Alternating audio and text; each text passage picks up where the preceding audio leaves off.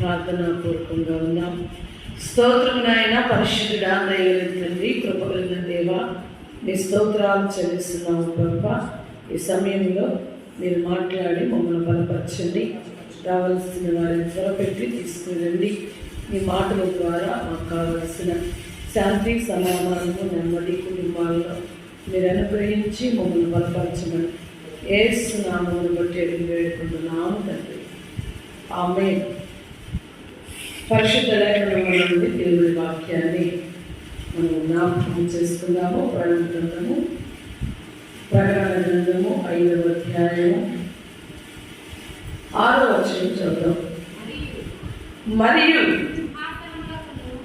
మరియు సింహాసనములకును 4 జీవులకును పెద్దలకును మధ్యను వధింపబడినట్లును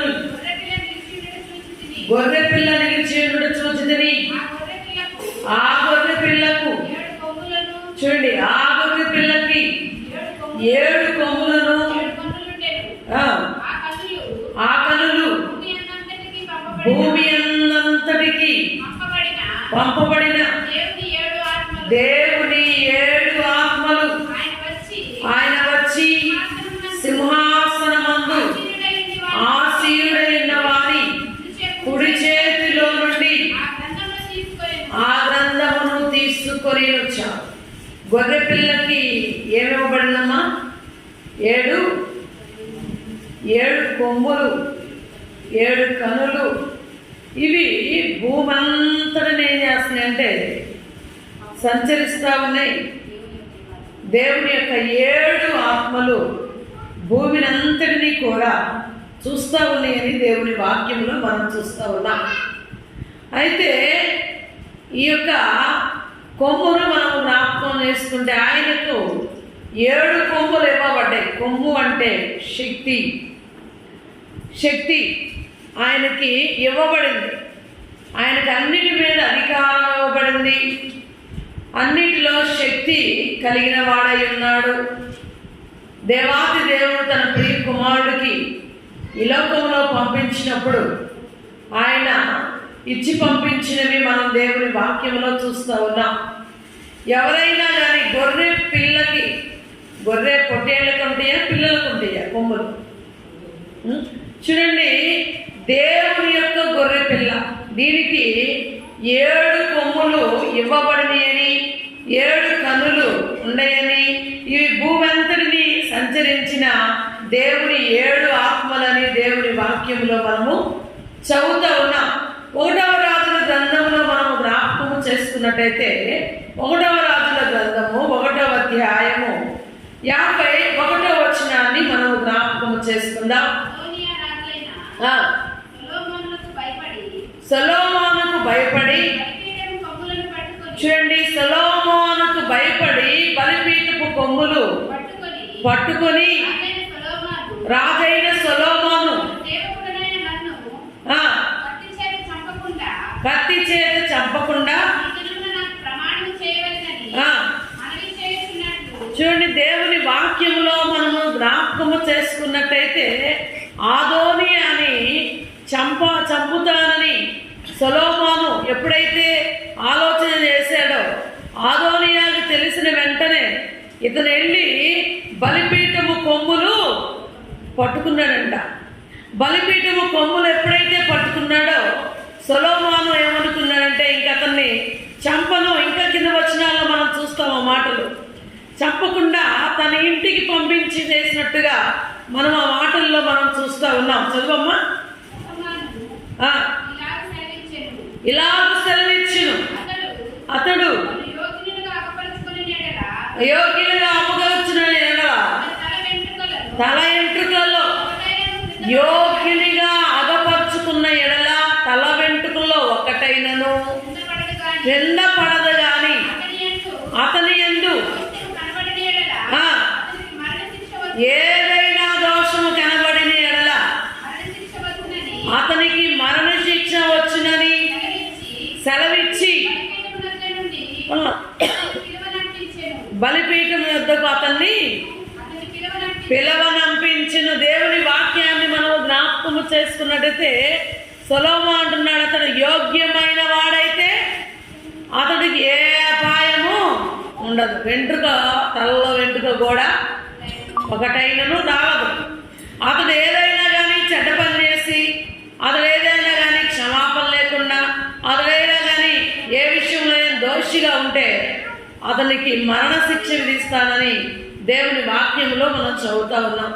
అయితే ఈ అదోనియా ఆ వార్త విన్న తర్వాత వెంటనే బలిపీఠం దగ్గరికి వెళ్ళి బలిపీఠం మీదున్న మరి ఆ కొమ్ములు పట్టుకున్నప్పుడు తనకి దేవుడు క్షమాపణ ఇచ్చి సొలొమోను మనస్సు నుండి, సొలొమోను దగ్గర నుండి ఒక మంచి వార్తను వింటున్నట్టుగా మనం చూస్తూ ఉన్నాం. అయితే దేవుని వాక్యాన్ని మనం చూస్తూ ఉన్నాము.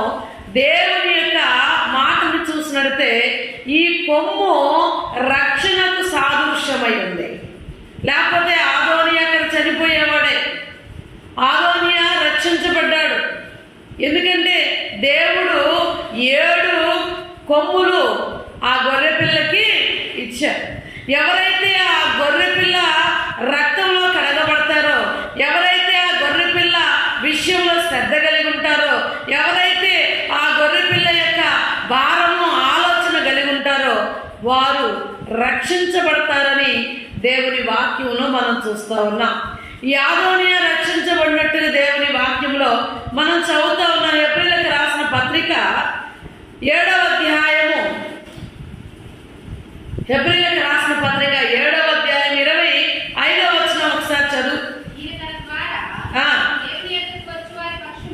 దేవుని యొద్దకు వచ్చి వారి పక్షమున విజ్ఞాపనము చేయుటకు నిరంతరము జీవించుచున్నాడు గనుక వారిని సంపూర్ణంగా రక్షించుటకు. చూడండి ఎలాంటి వాడై ఉన్నాడు ఈయన, శక్తివంతుడై ఉన్నాడు. సంపూర్ణంగా, సంపూర్ణమైన రక్షణ, సంపూర్ణమైన విడుదల, సంపూర్ణమైన మార్పు దేవుడు కలుగులేనని దేవుని వాక్యంలో మనం చూస్తూ ఉన్నాం. ఎవరు ఆయన సన్నిధికి వస్తారో, ఎవరు ఆయన రక్తంలో కడగబడతారో, ఎవరు పశ్చాత్తాపడతారో, ఎవరు దేవుని దగ్గరికి వెళ్ళి మరి ప్రాధేయపడతారో వారిని దేవుడు సంపూర్ణమైన విడుదల వారికి ఇచ్చి రక్షించుటకు ఆయన శక్తి గలవాడని దేవుని వాక్యంలో మనం చూస్తూ ఉన్నాం. 7 కొమ్ములు భూమి అంతటా ఏం చేస్తుందంట, సంచరిస్తూ ఉన్నాయి. రక్షించడానికి ప్రతి మనిషిని సంపూర్ణమైన రక్షణ ఇవ్వాలని దేవుడు వెతుకుతూ ఉన్నాడని దేవుని వాక్యంలో మనం చదువుతూ ఉన్నాం. ఇంకా మనం చదివితే 1వ సమూయేలు గ్రంథంలో 16వ అధ్యాయము 1వ వచనాన్ని కూడా మనం జ్ఞాపకం చేసుకుందాం. యెహోవా సమూయేలుతో ఇలాగ సెలవిచ్చెను, ఇశ్రాయేలీయుల మీద నేను విసర్జించిన సౌలును గురించి నీవెంతకాలము దుఃఖించుదువు. లేచి నీ చేతిలో ఉన్న కొమ్ముని తైలముతో నింపుము. యెషయా యొద్దకు నిన్ను పంపుచున్నాను. అతని కుమారులలో ఒకని నేను రాజుగా నియమించుదును. చూడండి, సమూయేలుతో దేవుడు మాట్లాడిన మాట. ఒకటి రక్షణ కొమ్ము. రక్షణ కొమ్ము ఎలాంటి, ఆయన రక్షించుటకు శక్తివంతుడు. సంపూర్ణమైన రక్షణ ఇవ్వడానికి శక్తివంతుడని దేవుని వాక్యములో మనం చదువుకున్నాం. ఎవరు ఆయన మన దగ్గరికి వెళ్ళి ఆయన బ్రతిమలాడుకుంటారో, ఆయన రక్తంలో కడగబడతారో, ఎవరు ప్రాయశ్చిత్తపడతారో వారికి సంపూర్ణమైన రక్షణ కలిగిద్దని వాక్యంలో చదువుకుంటా ఉన్నాం. రెండవదిగా మనము జ్ఞాపకము చేసుకున్నట్టయితే చూడు, యెహోవా సమూయేలుతో ఏం చెప్తున్నాడు, నీవు లేచి నీ చేతిలో ఉన్న కొమ్ము నూనెతో నింపు, తైలముతో నింపు. మరి నేను విసర్జించిన సౌలు గురించి ఎందుకు ఆలోచిస్తావు? ఎందుకు అలాంటి వ్యక్తి గురించి నువ్వు ఏడుస్తావు? ఎందుకు దుఃఖపడతావు? లేచి యెషయా కుమారుడైన కుమారుల్లో ఒకరిని నేను మరి వాడుకోబోతా ఉన్నాను, లేచి నీ కొమ్ము తీసుకుని బయలుదేరు అని చెప్పి సమూయేలుకు దేవుడు మరి మాట్లాడతారండి. దేవుడు అభిషేకించుకుంటారు. ఇది అభిషేకించుకునే కొమ్ము. ఎవరి మీద దేవుని ఆత్మ కుమ్మరించబడాలో, ఎవరు దేవుని ఆత్మతో నింపబడాలో, ఎవరు దేవుని దృష్టిలో ఉండి దేవునికి విధేయులై ఉంటారో వారిని ఆయన ఆత్మతో అభిషేకిస్తారు. ఆత్మతో అభిషేకిస్తారు. చాలాసార్లు మనం మందిరంలోనికి వచ్చిపోతూ ఉంటాం. అసలు ఆత్మ ఏంటో మనకు తెలియదు. పరిశుద్ధాత్మ ఉన్న సంగతి అనేది కూడా మనకు అర్థం కాదు. పరిశుద్ధాత్మ నడిపింపు తెలియదు. పరిశుద్ధాత్మ మనల్ని బలపరిచిద్దని తెలియదు. కానీ దేవుని వాక్యాన్ని మనం చూస్తే ఆయన ప్రవక్తలకు చెప్తాను, లేచి నీ యొక్క కొమ్ముని తైలముతో నింపుకో, ఫలానా స్థలములో నేను అభిషేకించుకోబోయే బిడ్డున్నాడు, నువ్వు ఆ స్థలంలోనికి వెళ్ళని దైవజనుడితో మాట్లాడినట్టుగా దేవుని వాక్యములో మనం చూస్తూ ఉన్నాం. దేవుడు మనల్ని అభిషేకించుకునే దైవముగా మన మధ్య ఆయన తిరుగుతూ ఉన్నాడు. ఎవరు ఆయనకు లోబడతారో, ఎవరు తగ్గించుకుంటారో, ఎవరు దీనులై ఉంటారో, ఎవరు ప్రార్థనాపరులై ఉంటారో, ఎవరు దేవుని మాటకు విధేయులై ఉంటారో వారిని మాత్రమే ఆయన అభిషేకించుకుంటాడు. కొంతమందిని పాటలు పాడటానికి వాడుకుంటాడు, కొంతమందిని పరిచర్యకు వాడుకుంటాడు, కొంతమందిని సేవకు వాడుకుంటాడు, కొంతమందిని తన ప్రవచనలకు వాడుకుంటాడు. అనేక రకాలుగా దేవుడు వాడుకుంటాడు. వాడుకోవాలి అంటే దేవుని దృష్టికి నువ్వు విలువైన వాడిగా కనబడాలి.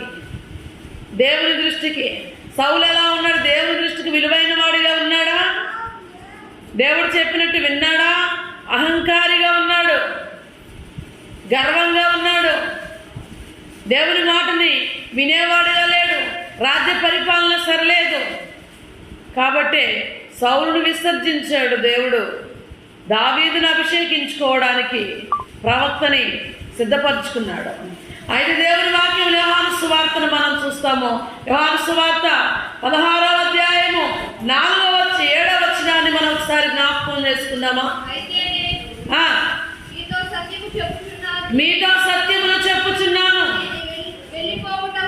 నేను వెళ్ళిపోవుట వలన మీకు ప్రయోజనకరము. నేను వెళ్ళని ఎడల నేను వెళ్ళిన ఎడల నేను వెళ్ళి ఏం చేస్తాను? ఆయన ఎవరైనా ఏమ్మా నిన్ను అభిషేకించేవాని ఆత్మ నీ దగ్గరికి వచ్చింది. నేను వెళ్తాను, వెళ్ళి మీ దగ్గరికి నేను ఆత్మను పంపిస్తాను. నిన్ను అభిషేకించుకోవడానికి, నిన్ను బలపరచడానికి, నిన్ను దేవుడు వాడుకునే విధంగా దేవుడు మాట్లాడుతూ ఉన్నాడు. ఇది అభిషేకపు కొమ్ము. అభిషేకపు కొమ్ము. ఎన్ని రోజుల నుంచి ప్రార్థనకు వస్తున్నా ఆత్మ మనకు అర్థం కాని పరిస్థితుల్లో మనం జీవిస్తూ ఉన్నాం. ఆత్మీయ స్థితి ఏందో మనకు అర్థం కావడం లేదు. దేవుని ఆత్మ పొందుకునే స్థితిని మన జీవితాల్లో మనం కనబరుచుకోవట్లేదు. అయితే వాక్యంలో మనం చూస్తే అపోస్తుల కార్యం చదవండి. అపోస్తుల కార్యము 1వ అధ్యాయము 7వ వచనం ఒకసారి చదవండి. కాలములను సమయములను తండ్రి తన స్వాధీనమందుంచుకొని ఉన్నాడు. మీ పని కాదు. చూడండి, ఇక్కడ 8 చదివితే, ఆయనను పరిశుద్ధాత్మ మీ మీదకు వచ్చినప్పుడు మీరు శక్తి నందుదురు గనుక మీరు యెరూషలేములోను యోదయ సమరయ దేశమంతటా భూదిగంతముల వరకు నాకు సాక్షులైందిరని వారితో చెప్పాను. చూడండి, దేవుని యొక్క శక్తి మనిషిని కమ్ముకున్నప్పుడు వాడెక్కడ భూదిగంతముల అందు ఎక్కడో పోయినా వాని సాక్ష్యం వెల్లడపరచబడింది. అయితే దేవుని ఆత్మ కమ్ముకోవాలి. ఇందాక మనం చదువుకున్న మొదటి మాటను మనం చూస్తే సంపూర్ణమైన రక్షణ, సంపూర్ణమైన రక్షణ దేవుడు మనకు అనుగ్రహించింది. ఈ రక్షణ మనకు కావాలి.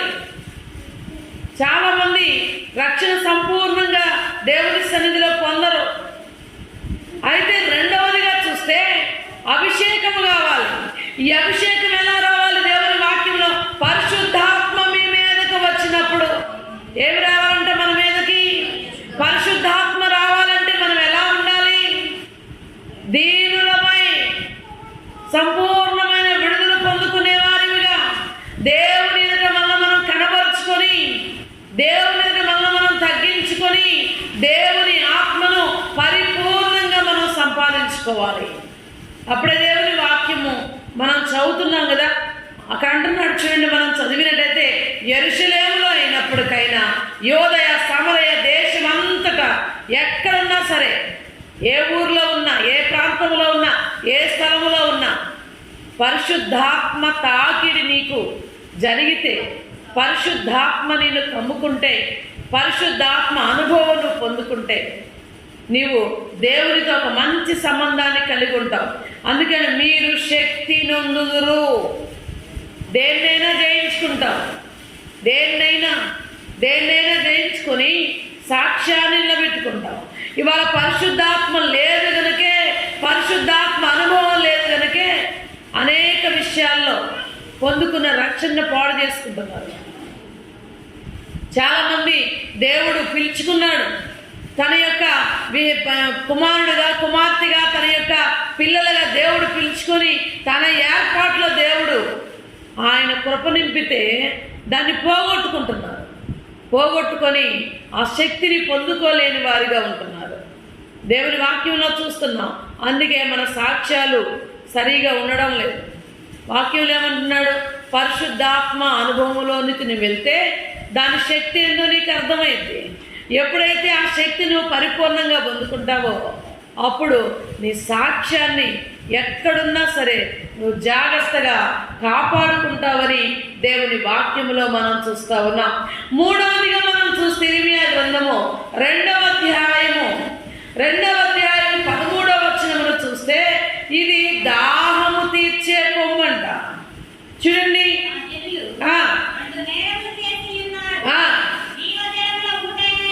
జీవజలముల ఊట అయిన నన్ను విడిచి ఉన్నారు. జనాలు ఏం చేస్తున్నారండి?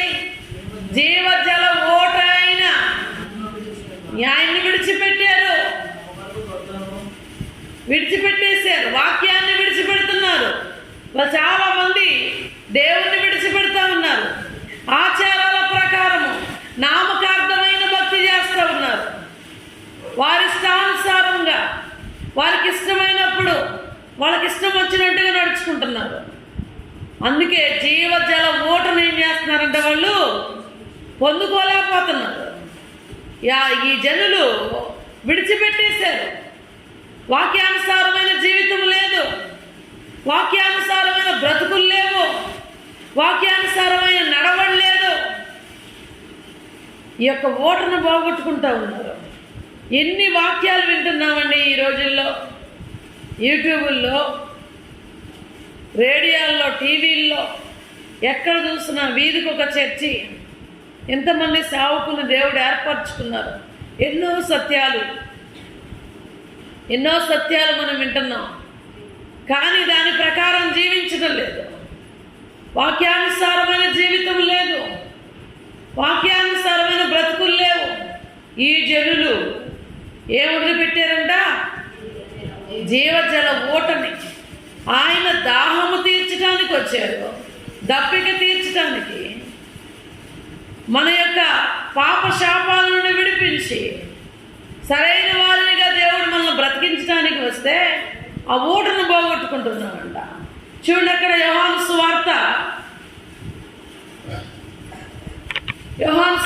4వ అధ్యాయము 13-14 వచనాలు చదువుదాం. ఈ నీళ్లు త్రాగు ప్రతివాడును మరలా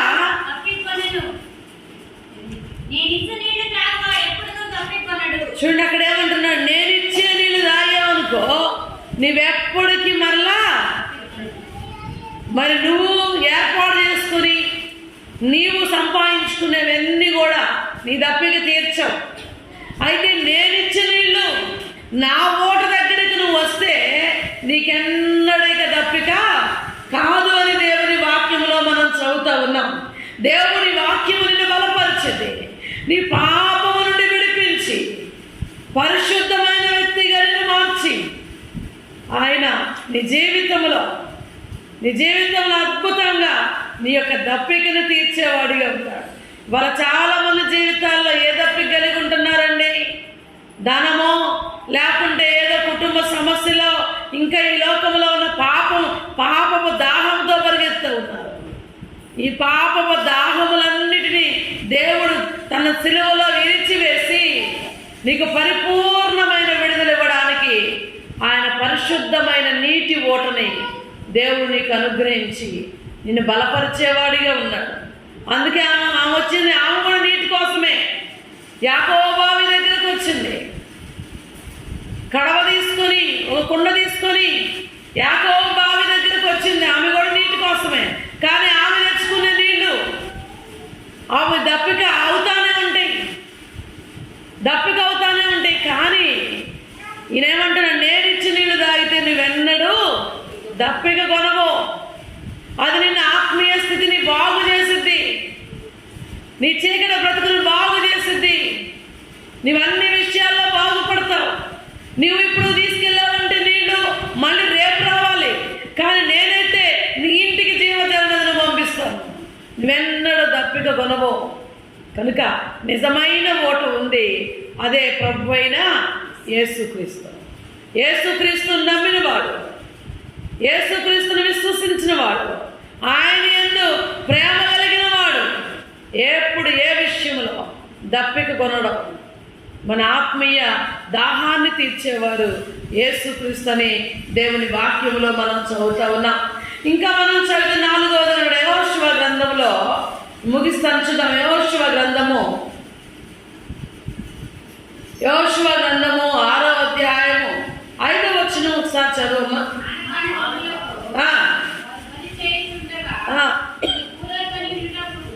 బోరధ్వని వినినప్పుడు చూడండి, జనులందరూ ఏం చేయాలంట? ఆర్భాటముగా కేకలు వేయాలి. ఇదే కొమ్మ తెలుసండి, జయాన్నిచ్చే కొమ్మ. అక్కడ మరి దేవుడు చెప్తాను, మీరందరూ కూడా నేను చెప్పినట్టు చేయండి. యెహోషువ నేనేం చెప్తానో మీరు అది మాత్రమే చేయండి. 7 యాజకులు కావాలి. యాజకులు 7 కొమ్ములు పట్టుకొని ఓదాలి. ఇదిగో 6 దినాలు రోజుకొకసారి పట్టణం చుట్టూ తిరగాలి. 7వ రోజు 7 సార్లు తిరగండి. విజయాన్ని పొందుకుంటారు. దేవుడు చెప్పినట్టు చేసినప్పుడు జీవితాల్లో అద్భుతాన్ని చూస్తాం. చాలా మంది దేవుడు చెప్తా ఉన్నాడు, అయ్యా మీరు ఇలా నడవండి, మీ జీవితంలో విజయం ఉంటుంది, ఇలా మీరు నా ఆజ్ఞలను నా కట్టడలను అనుసరించండి, నా మాటను వినండి, నా మాట ప్రకారం మీరు నడవండి అని చెప్తే మనం వినడం లేదు. అందుకే జయ జీవితాలు మనం పొందలేకపోతా ఉన్నాం. జయ జీవితం కావాలి. యెహోషువతో చెప్తున్నాడు, మీరు ఇలాగ చేయండి, ఇలాగ చేస్తే మీరు జయ జీవితాన్ని కలిగి ఉంటారు. వాళ్ళు ఏం చేశారండి? యెహోషువ అందరిని పిలిచి, ఇదిగో దేవుడు ఇలా చెప్పాడు మనకి, మనం ఇలా రేపు చేయాలి అనగానే యాజకులందరూ కూడా ఉదయాన్నే లేచి, మరి యెహోషువ లేచేదానికంటే ముందుగా లేచి వాళ్ళు అక్కడ సిద్ధపడినట్టుగా మనం చూస్తూ ఉన్నాం. చూడండి, మనం సిద్ధపాటు కలిగి ఉండాలి. విజయం కావాలంటే కుటుంబాల్లో విజయం కావాలి, జీవితాల్లో విజయం కావాలి, చేసే పనిలో విజయం కావాలి, పిల్లల జీవితాల్లో విజయం కావాలి. ఈ విజయాన్ని మనం సంపాదించుకోవాలి అంటే దేవుని వాక్యములో ఆయన మాట వినాలి, ఒక క్రమ ప్రకారం జరగాలి. ఈ పట్టణం చుట్టూ తిరగాలి అంటే ఎంత టైం పట్టింది? చిన్న ఊరైంది. అయితే అక్కడ చూడండి, వాక్యంలో మనం చూస్తే యెహోషువ అంటున్నాడు, రోజుకొకసారి 6 దినాలు ఆ పట్టణం చుట్టూ తిరగాలి. ముందు ఆ మందస్థానికి ముందు, ప్రజలకు ముందు ఎవరు వెళ్ళాలి? యాజకులంట బోరలు ఊదుకుంటూ నడుచుకుంటా ముందు వెళ్ళాలంట కొమ్ములతో. విజయం కావాలి అంటే ఈ పని చేయాలి, మీరు విజయం చూడాలంటే ఈ పని చేయాలి అని దేవుడు యెహోషువతో చెప్పాడు. మన కుటుంబాల్లో కూడా చాలాసార్లు చాలా రకాలుగా దైవ సావుకుల చేత అనేక మాటలు దేవుడు మనల్ని తెలియపరుస్తూ ఉన్నాడు.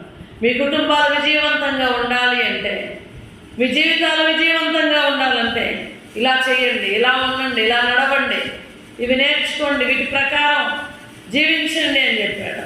అయినను మనం ఏం చేస్తున్నామంటే వాటి విషయాలన్నీ పక్కన పెడతాం. పక్కన పెట్టేసి మనకిష్టమైనట్టుగా వెళ్తున్నాం కాబట్టి కొన్ని అపజయాలు మనం చూస్తూ ఉన్నాం. ఎందుకంటే దేవుని వాక్యంలో ప్రకటన గ్రంథంలో మనం చదువుతూ ఉన్నాం కదా, దేవుడు తన కుమారుడికి ఏమి ఇచ్చాడండి? 7 కొమ్ములు 7 కన్నులు ఇచ్చి ఇవి భూలోకం అంతటిని ఏం చేస్తున్నాయంట? చూస్తూ ఉన్నాయి, సంచరిస్తూ ఉన్నాయి. ఎవరికి విజయం కావాలో, ఎవరికి అభిషేకం కావాలో, ఎవరికి సంపూర్ణమైన రక్షణ కావాలో, ఎవరికి ఏం కావాలో పొందుకోవడానికి ఈ కనులు, ఈ కొమ్ములు సంచరిస్తున్నాయని దేవుని వాక్యంలో మనం చూస్తూ ఉన్నాం. చూడండి, ఈయన 7 కొమ్ముల గురించి మనం జ్ఞాపకం చేసుకున్నట్టే దేవుడు తన కుమారుడికి 7 కొమ్ములు అంట. 7 కొమ్ములు మొదటి కొమ్మే తెలుసండి, సహించడి మనస్సు, సహించడి కొమ్ము. మొదటిగా సహించే కొమ్ము ఇచ్చాడు. యేసుక్రీస్తు ఎంతవరకు సహించాడంటే ప్రాణము పోయేంత వరకు సహించాడు. మనం కొంచెం బాధరాగానే విలవిల్లాడిపోతూ ఉంటాం. ఆయనైతే మానవాళి కొరకు ఆయన ప్రాణాన్ని బలిగా ఇచ్చాడు. ప్రాణాన్ని బలిగా ఒక్కసారి తీసింది కాదు, కొరడాలతో కొడుతూ ఉన్నారు, అనేక రకాలుగా బాధపడుతున్నారు. ఆయనను శిలువలో ఆయన సహించాడు. ఆయన రెండవదిగా మనం చూస్తే సహించే శక్తిని పొందుకున్నాడు. రెండవదిగా మనం చూస్తే ఆయన పునరుద్ధాన శక్తిని కలిగి ఉన్నాడు. అంటే ఆయన తిరిగి లేచే శక్తిని సంపాదించుకున్నాడు. తిరిగి లేచే శక్తిని, తిరిగి లేవడం అంటే చనిపోయిన వాడు ఎక్కడైనా చరిత్రలో మనం ఎవరిని చూడలేదు. దేవుళ్ళు అనబడిన వారిలో, మనుషులు అనబడిన వారిలో మనం ఎవరిని చూడలేదు. ప్రభు అయిన యేసుక్రీస్తు ఆ శక్తిని పొందుకున్నాడు. మూడవదిగా చూస్తే అహరోణమౌట. ఆయన ఆకాశానికి తండ్రిని కలవడానికి అహరోణమయ్యే శక్తిని పొందుకున్నట్టుగా దేవుని వాక్యంలో మనం చూస్తూ ఉన్నాం. ఇన్ని శక్తివంతమైన కొమ్ములు ఆయన ధరించుకోవడానికి తన తండ్రి దగ్గరే పొందుతున్నాడని మనం ప్రకటన గ్రంథంలో చదువుతున్నాం. చనిపోయిన వారిని బ్రతికించే శక్తి ఆయన దగ్గర ఉంది. అద్భుతాలు, స్వస్థతలు, ఎన్నో గొప్ప కార్యాలు చేయగలిగిన శక్తి ప్రభు అయిన యేసుక్రీస్తు మరి అన్ని శక్తులు పొందుకొని ఆ కొమ్మును ధరించుకొని ఆయన మన దగ్గరకు వచ్చాడు. ఆయన భూమి మీద సంచరించాడు. ఆయన అంటా ఉన్నాడు, సంపూర్ణమైన మరి రక్షణ మనకి ఇవ్వడానికి వచ్చారు. మరి అభిషేకం అనే కొమ్మును మనకు ధరింపజేయడానికి ఆయన ఈ లోకానికి వచ్చారు. మన యొక్క దాహాన్ని, ఆత్మదాహాన్ని, మనం ఆత్మలో ఎలాంటి సిద్ధపాటు కలిగి ఉండాలో, ఆత్మలో ఎలాంటి నడిపింపు కలిగి ఉండాలో, ఆత్మలో దేవునితో ఎలా మనం కలుసుకోవాలో అవి తెలియపరచడానికి ఆయన ఈ లోకానికి వచ్చారు. కనుక మనం చాలా జాగ్రత్తగా దేవుని వెతికే వారిగా ఉండాలి, దేవుని సంపాదించుకునే వారిగా ఉండాలి, దేవుని మనం సంపూర్ణంగా సంపాదించుకునే వారిగా ఉండాలి. తల్ల వంచుదామా, ప్రార్థన చేద్దాం, దేవుని అడుగుదామా. ప్రభా, ఇదిగో నా తండ్రి, విసర్జించబడిన సౌలుని విడిచి దావీదును వెతికి నా తండ్రి యెషయా కుమారుల్లో ఒకడిని నేను అభిషేకించబోతా ఉన్నాను. సమయంలో లేచి అక్కడికి వెళ్ళమని దావీదుతో మాట్లాడినట్టుగా ప్రభా, ఈ సమయంలో నాతో మాతో మీరు మాట్లాడండి అయ్యా. మమ్మల్ని మీరు బలపరచండి ప్రభా, మమ్మల్ని ఆత్మతో నింపండి నాయనా. నీ స్తోత్రాలు యేసు, నీ స్తోత్రాలు చెల్లిస్తున్నావు ప్రభా. సంపూర్ణమైన ప్రభా రక్షణ అనే కొమ్మును మీరు మాకు ధరింప చేయండి ప్రభా. స్తోత్రాలు. నీ అభిషేక తైలం అనే కొమ్మను మీరు మాకు ధరింప చేయండి ప్రభా. మీ స్తోత్రాలని ప్రార్థన చేద్దామా? దేవుడి మాటలు మన వినికిడిలో దీవించునుగాక. స్తోత్రము నాయన. పరిశుద్ధుడా, దయగల తండ్రి, కృపగల దేవ, ప్రేమ కలిగిన మా యేసయ్య, మీ వందనాలు, స్తోత్రాలు. సౌలును విసర్జించారు కదా ప్రభువా. సౌలును ఎంతగానో ఒకప్పుడు ప్రేమించి తనకు నాయన రాజ్యాన్ని చేయటం ఇశ్రాయేలులో మొట్టమొదటి రాజుగా చేశారు. కానీ అతను తిరుగుబాటు వల్ల ప్రభువా, అతడు అనేక రకమైన మాటలు వినక నాయన తన అనేక రకమైన పనులు చేయడం వల్ల ప్రభువా, నా తండ్రి నాయన అతన్ని రాజ్యములో రాజుగా తీసివేసి నీవు ఏర్పరచుకున్న కుమారుని ప్రభువా మీరు అభిషేకించుకున్నారు కదా ప్రభువా, స్తోత్రాలు చెల్లిస్తున్నాం. ఈ సమయంలో నా తండ్రి రక్షణ సంపూర్ణంగా పొందుకునే కృపను మీరు మాకు అనుగ్రహించండి. నా దేవాన్ని స్తోత్రాలు ప్రభువా. మేము రక్షించబడ్డామని అనేకులకి నా తండ్రి తెలియపరుస్తున్నామే, కానీ అందులో ఉన్న సంపూర్ణతని ప్రభువా ఎలా పొందుకోవాలో మీరు మాకు నేర్పించండి ప్రభువా, స్తోత్రాలు. నీవు నీ కుమారుడికి నా తండ్రి 7 కొమ్ములు ధరింపచేసి నాయన లోకమంతా సంచరించి నా తండ్రి నాయన నీ యొక్క కన్నులు ప్రభువా ఆ యథార్థవంతుల కొరకు చూస్తూ ఉన్నాయి కదా నాయన. కూడి వచ్చిన ప్రతి ఒక్కరిని బలపరచండి నా దేవాన్ని స్తోత్ర. నీ మాటల ద్వారా సమాధానము నాయన నెమ్మదిని అనుగ్రహించండి. మీరే నా తండ్రి మాట్లాడే విధానం బట్టి మీ కృతజ్ఞతాస్తుతులు చెల్లిస్తున్నాం. ఇదిగో మీరు సహించారు ప్రభా, మరణమయ్యేంతగా నా తండ్రి చివరి ప్రభా రక్త బొట్టుకు కాచేంత వరకు సహించుకున్నారు కదా ప్రభా. మీరు మా కొరకు మరణించారు ప్రభా, ఎంతగానో సహించుకున్నాను. ఈ లోకంలో మేము దేన్ని సహించుకోవాలో ప్రభా మీరు మాకు తెలియపరచండి నాయన. చేరి వచ్చిన ప్రతి కుటుంబాన్ని మీరు నాయన ఆదరించి బలపరిచి నీ కృపతో నింపమని, ఈ నామానికే ఘనత మహిమ ప్రభావాలు చెల్లించుకోమని యేసు పరిశుద్ధ నామం బట్టి అడిగి వేడుకుంటున్నాము తండ్రి, ఆమేన్. తండ్రి యొక్క ప్రేమ, కుమారుని యొక్క కృప, పరిశుద్ధాత్మ అన్యోన్య సహవాసము మనకి, మన కుటుంబాలకి, సకల పరిశుద్ధులకి సదాకాలం తోడైందుగాక. ఆమేన్. అందరికీ వందనాలు.